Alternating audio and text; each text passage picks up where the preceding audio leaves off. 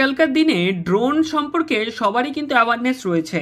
হ্যাঁ, এই কোম্পানি কিন্তু ডিফেন্স সেক্টরে ড্রোন বানিয়ে থাকে এবং কোম্পানির মধ্যে কিন্তু অপারেটিং প্রফিট মার্জিনে যেমন 4% থেকে 32%, সেখান থেকে 43%-এর গ্রোথ দেখতে পাওয়া যাচ্ছে, তেমনি তার সেলসের মধ্যেও ইনক্রিজ হয়েছে এবং তার কিন্তু নেট প্রফিটের মধ্যেও ইনক্রিজ হতে দেখতে পাওয়া যাচ্ছে।